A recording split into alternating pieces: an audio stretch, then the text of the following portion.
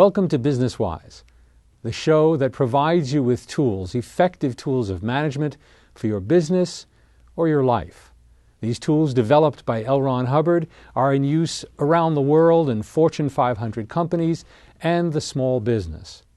I'm Arte Maren, and your guests today are Charles and Marina Simon, who operate not just one business in Delaware, but actually have 6 locations.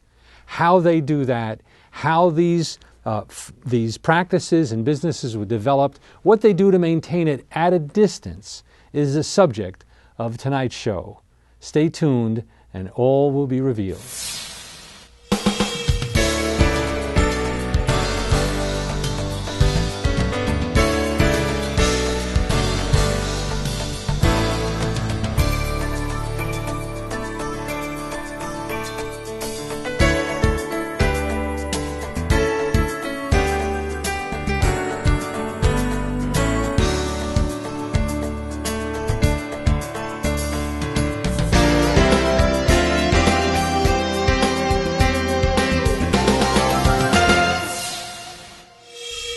Welcome back to BusinessWise. Our guests, Dr. Charles and Marina Simon, are with us today, and we're going to be talking about building a business and maintaining that business at a distance. Welcome, Chuck, Marina. Thank you. Thank you. Dr. Simon, how did the practice begin in Delaware? What was the early start? Artie, the early start was back in 1987. Prior to that, I was working for another eye care provider for 4 years. During that time, I learned how to do get my clinical skills. But in 1987, I went out on my own, and I quickly realized that I didn't have the tools necessary to run a practice. Now, that's interesting. I've heard that before, that in the medical profession of any type, one spends many, many years learning all the clinical sides and somewhat ill-prepared for the running of a business. I would say definitely somewhat ill-prepared. We received no training on how to run a business. Zero. Amazing. Yeah. So then what happened? So then I was single-handing it with one employee. We were doing fairly well. We weren't growing very fast. And I was wondering, how do I do this? How do I do that? How do I get new patients? How do I hire people? How do I go about just basically running a business? Right. And I was searching for someone to help me, and there wasn't anyone. During that time, I went to a seminar based on Mr. Hubbard's technology. I went to the seminar. I felt like the speaker was talking just to me. He had the answers that I was looking for. I signed up for courses. I did the courses, and my practice just took off. Really? Now, what were in that early seminar, if you can recall, what was the first realization? What was the datum or the truths that came across that led you to believe this was a way to go, to do more of this training?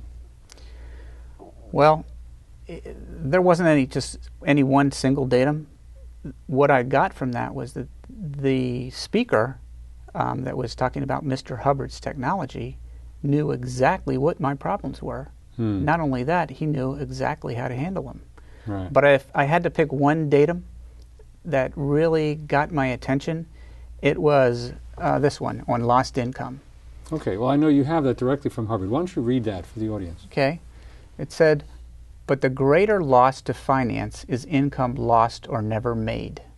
Meaning, the most money you're ever going to lose is the money you should have made and didn't. Exactly. You can't recover it. You can't say, we had a good week this week, so that makes up for our bad week last week. Can't do that. Can't do it.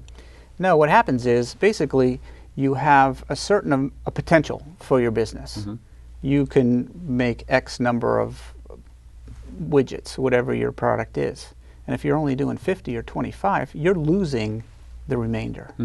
And that lost income is something that most business owners actually probably don't look at.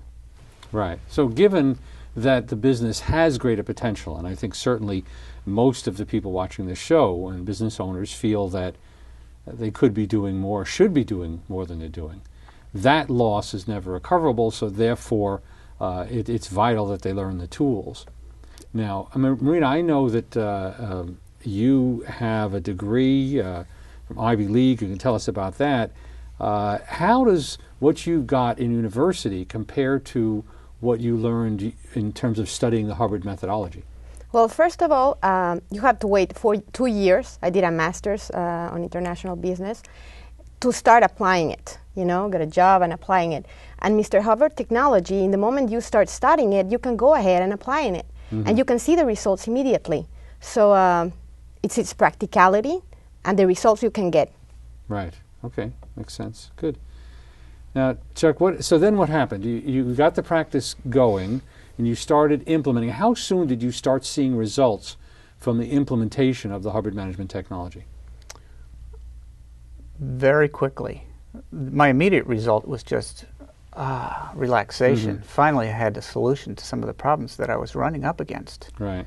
I think the first thing I implemented was the org board, mm-hmm. the organizing board, where it showed me exactly, okay, these are the different divisions of a business, any mm-hmm. business. It could be my business, any business. Mm-hmm.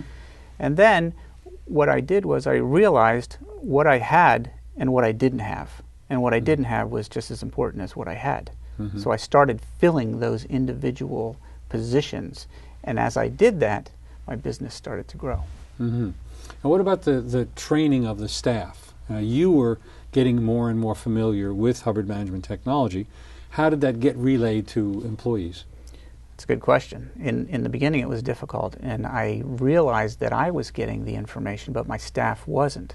Mm-hmm. So we developed a course room where the staff could study the same materials that I had the opportunity to study. So actually a training academy right in the practice. Exactly. Right.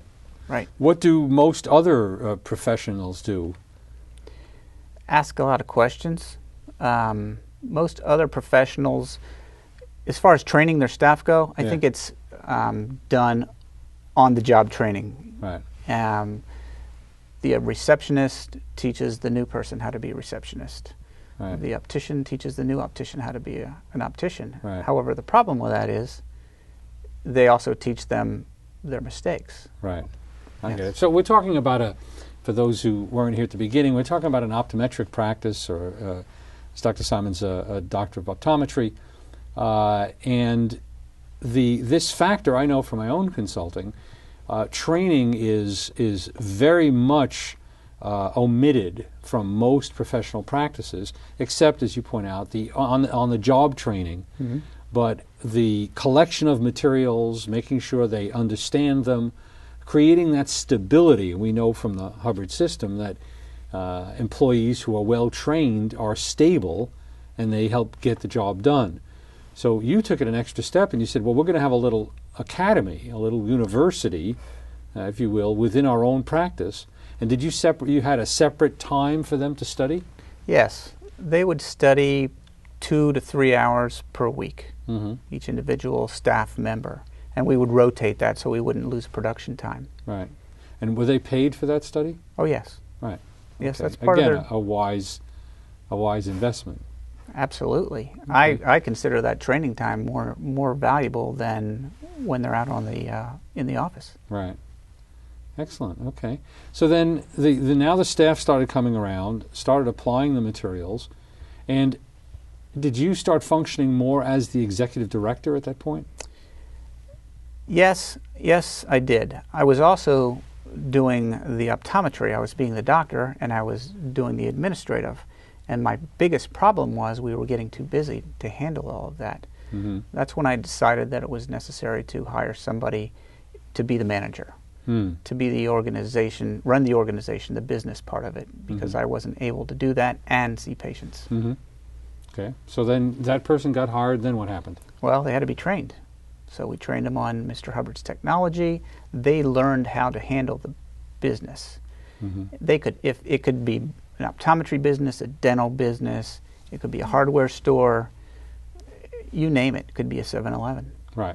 It's all the same. So the facets of the Hubbard system, of course, is that it's based on fundamentals, and those fundamental business aspects could then be applied to an optometric business to economics or anything else. In fact, when you discovered the Hubbard system, did you have any realizations about how it applied to the economics and financial studies that you had done earlier?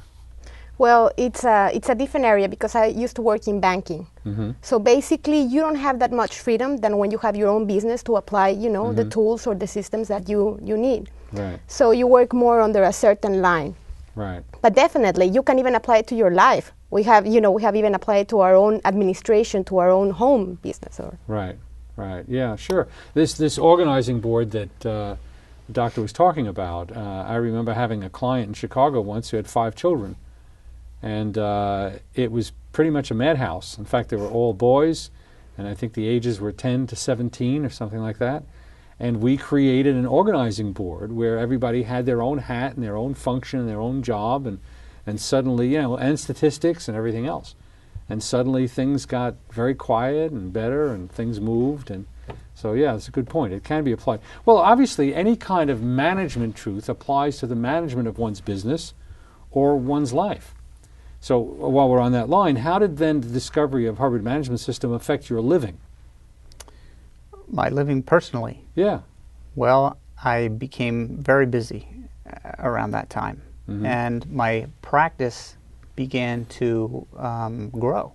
Mm-hmm. So I became busier. However, I wasn't spending all of my free time working in the office. So it did free up my time in order. I took up golf and tennis and got involved with other activities. Mm-hmm.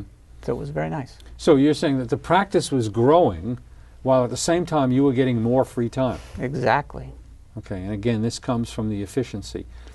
What would you say then would be some of the early tools? The organizing board, of course, was important, and I want to remind those watching the show that at the end of the show our number and information will be put up. If anybody is interested in knowing more about the organizing board, they can just contact Axiom 10, our production company, and we'll be glad to supply it. Having said that, is there any other tool that came into being around that time in the early days? Yes, I think one of the most important tools was how to hire employees, who to hire. How do you choose the correct employee? And Mr. Hubbard has a technology that helped me choose the correct employees. Right. Yeah, again, a very important issue. The ability to predict how somebody's going to operate under certain conditions is an amazing tool. We're going to talk about that after our break. I want to let everybody know that the Hubbard methodology and the Hubbard Management System is in use around the world and has been for decades. Effective tools with which one can build, as you heard, their business or indeed their life.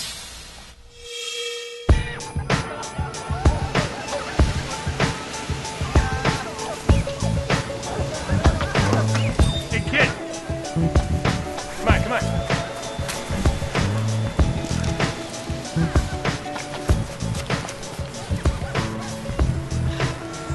Hey, wait up. There's a mistake. I earn more than this. Seems okay to me, kid.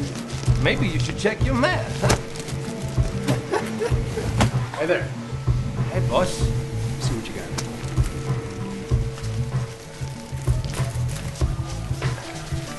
got. Maybe you should check yours.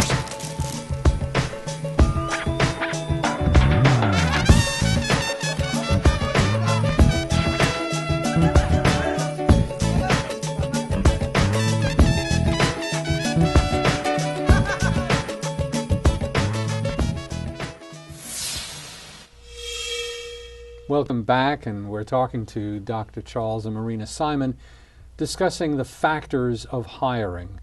And you had mentioned, Dr. Simon, that you had an advantage in that you had found some hiring protocols, methodology that assisted you in getting the right people. Tell us a little about that. Definitely. How would you like to know beforehand how your employees are going to behave?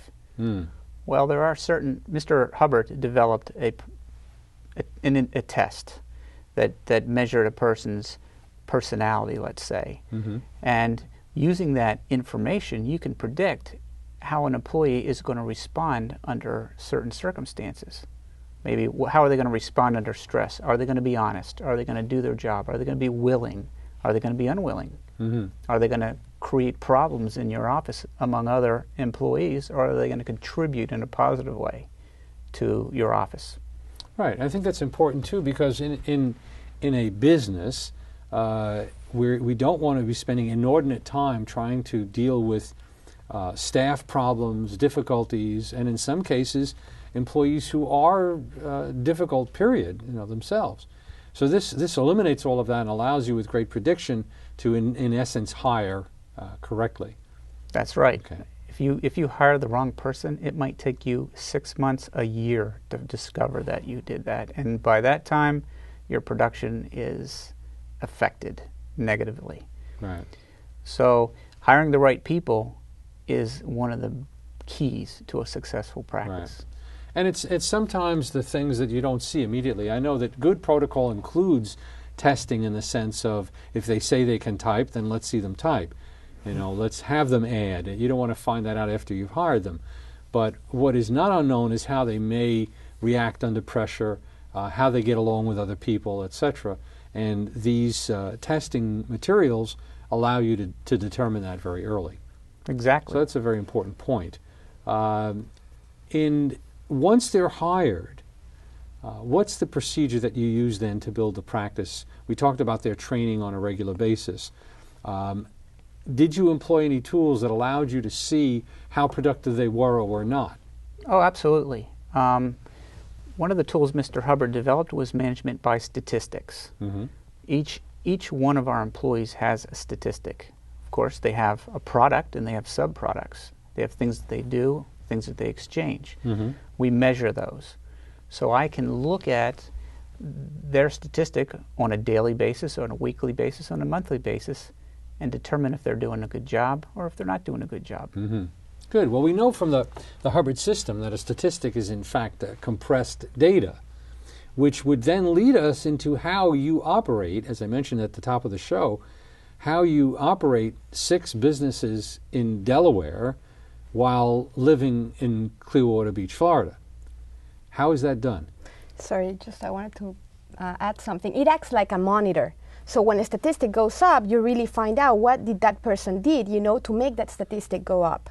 Or when it went down, what exactly was done. So it's like alarm bells, alerts that are going off. And it helped him, and us to really do it on a long distance. It's like your monitor. It tells you what's going good, you keep that, or what's going wrong. So you handle it immediately. Right. So the ingredients actually for what I'll call long distance management are stable, well-chosen, well-trained personnel, especially the head of the office, the person who's overseeing for you, Exactly. and then accurate statistics that reflect the productivity, which allow you then to not have to be there and get the information on a distance. So what happened then as that first practice started growing? Where did the second one come from and why? Okay, well, the first practice took off. It started growing and it got bigger and bigger and bigger. And as it got bigger, I became to enjoy the business aspect of my practice more and more. Isn't that interesting? You'll find that people think that somehow staying small is devoid of problem. I don't want to get big because then I'll have a lot of problems, you see, as if small is no problem. The fact is, though, that as it was getting bigger, you were enjoying it even more. Oh, absolutely. It was a game. It was fun. Right. So it's like, well, this isn't enough. I want to open another one over here. Okay. So we can do this. Now we found out how you run a practice. How do you grow a practice? So we opened up a second office. Uh-huh. And for the first 6 months, I worked there single-handedly with my staff, of course. Right. And then that one grew. Right. And when that one grew, we hired staff to fill that one. And then So you were constantly working your way out of a job. Exactly. Okay, so that's the second. Then you did it on a third. Then we did it on the third. Same thing. Same thing. Duplicated the materials, set it up, got it standard, went on to the fourth. Went on to the fourth, fifth, and sixth.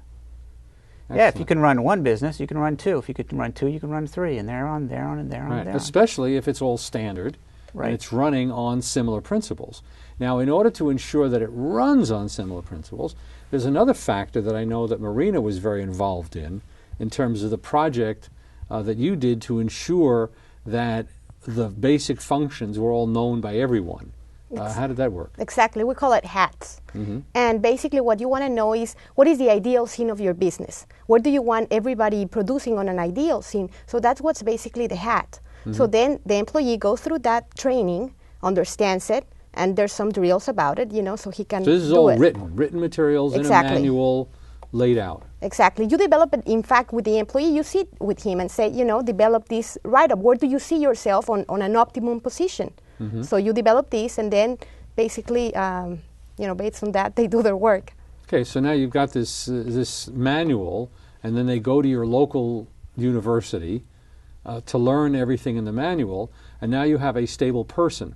But of course, your most important person, I'm going to assume, in these 6 locations would be your executive director in each one, the person upon whom you totally depend and get your stats, and they're the ones running the operation. So how do you do that? Do you talk to them as a group once a week, or get the reports, or how do you deal with them on an interfacing basis? Well, currently, since we live in Florida and they're in Delaware, we do it via our executives. Mm-hmm. Our executives will have meetings weekly with the managers, and they'll be in communication with them on a daily basis. Mm-hmm. They also use management by statistics. Mm-hmm. You look at a statistics going up, great, I'm going to leave you alone. This other person, there looks like they're having a little problem, I'm going to talk to you about it, find out what's not going right. What do you need to do to make it, to make your job prosper? Mm-hmm. So we use management by statistics, communication, a lot of communication. Mm-hmm. Right, well, that's another factor, too. I know that you can put all manner of great tools in the hands of people, but if they don't have the ability to communicate, that's a problem. What about your communication abilities? How did that occur and get improved? Is that a Hubbard Management Materials and training that you did there as well? Oh, absolutely. One of Mr. Hubbard's courses deals with communication, how to communicate to other people, how to have a communication line, Mm-hmm. how to listen to other people, how to handle a person's concerns, how to tell the difference between when somebody's just saying something for the heck of it or whether they really have a problem that you need to address. Right. So the communication skills not only helped me with my practice, but believe it or not, my patients realized it. They noticed it. They So knew there again, was, yeah. So the improvement of communication skills not only works for the running of the practice, but I just realized, of course, then is also the interaction with patients. We don't want to leave them out of the equation. Patients are a very important part. But in terms of improving a practice or improving a business to begin with, the communication skills of the owner are paramount. They're dealing with their employees. They're ensuring that there's a flow of communication amongst the employees that's working, and of course they're communicating with the environment. This becomes even more pronounced when you're adding locations, because now we have long distance communication. I've always said it's one thing to run a practice when you're in it, it's another to run it when you're outside of it. And you seem to have done an excellent job utilizing these effective tools. When you finally began creating the manual and working with the staff, did you see any communication difficulties as they learned what real solid communication was all about? Yes, they don't really, on the beginning, they don't see what is the optimum, level of communication. I had a success story with one of our calling ladies. So she was doing like a medium job. I sit with her, apply these skills, and all of a sudden she become our best employee. And it's so basic. Mm-hmm. This is like something that you live day to day, and we really don't appreciate it. Right. But you can really make a person, produce to its maximum just applying it. Right. I think we take some of these factors for granted, that people can converse, therefore they can communicate. But we know in the Hubbard system, communication takes on an entirely different dimension. There is so much potential, going back to what you were saying, Dr. Simon, earlier, that an individual's potential in the business or indeed in life can be major if the right tools are applied. We have those tools. We hope you've enjoyed what you've heard this evening, and we look forward to seeing you again at the next BusinessWise.